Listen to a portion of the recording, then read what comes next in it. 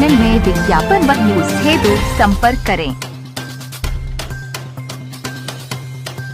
मेरी जिंदगी का एक पल देश को समर्पित है। लोक जनसमाज पार्टी भारत के राष्ट्रीय अध्यक्ष सतीश कुमार चतुर्वेदी ने प्रेस वार्ता में संबोधित करते हुए कहा, होली की अग्रिम शुभकामना देते हैं और इस होली के शुभ अवसर को देखते हुए केंद्र सरकार और प्रदेश सरकार के द्वारा जो कूटरचित घटनाएं हो रही हैं, इस पर भी मुझे चर्चा करना है। क्योंकि अभी कभी भी ऐसा संविधान में नहीं था कि आचार संहिता लगने के बाद, आदर्श आचार संहिता लगा हो, चुनाव की प्रक्रिया चल रही हो, उसमें ईडी को दिखाकर, सीबीआई को दिखाकर, इन लोगों का डर दिखाकर किसी प्रदेश के सम्मानित व्यक्ति यानी मुख्यमंत्री को गिरफ्तार कराया और ये जनता के साथ कुठाराघात करने का काम केंद्र सरकार ने किया है, जो कि इस समय केंद्र सरकार अस्तित्व में नहीं है, सिर्फ कार्यवाहक केंद्र सरकार है, क्योंकि चुनाव का समय है, चुनाव का कार्यकाल चल रहा है।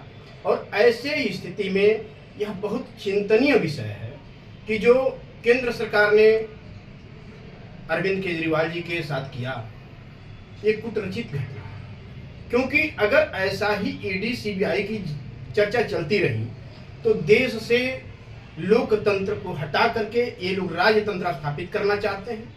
आने वाले दिन में किसी भी पार्टी का, किसी भी दल का, चाहे छोटा दल हो या बड़ा दल हो, डर के वजह से बोल नहीं पाएगा। कारण क्या है? लगातार हम लोगों को भी ये डर बना हुआ है, क्योंकि इनके पास सीबीआई जैसी मशीनरी है, ईडी जैसी मशीनरी है, उसको भेज करके किसी के घर में कुछ रखवा देने का कार्य करते हैं। जबकि हमारे सहयोगी दल आम आदमी पार्टी के मुख्यमंत्री जी हैं, विश्वस्त सूत्रों से जानकारी हुई है कि तमाम ईडी और सीबीआई के काले कारनामे, काले कच्चे चिट्ठे और उनके अकूत कमाई की सारे दस्तावेज अरविंद जी के पास हैं और बहुत जल्द सभी पार्टियां मिलकर के उस दस्तावेज को आप लोगों के माध्यम से उजागर किया जाएगा। तब देखें इस केंद्र सरकार क्या करती है और सीबीआई और ईडी क्या करती है। आज ये डर बना हुआ है, बहुत बुरी बात है। अगर आप मीडिया के लोग जो ही खिलाफत करना शुरू करेंगे, आपके लाइसेंस निरस्त हो जाएंगे, आपके आरएनआई निरस्त कर दिए जाएंगे, आपको भी गिरफ्तार करा लिया जाएगा। मैं यह बात कहता हूं, हम लोगों को भी गिरफ्तार करा लिया जाएगा।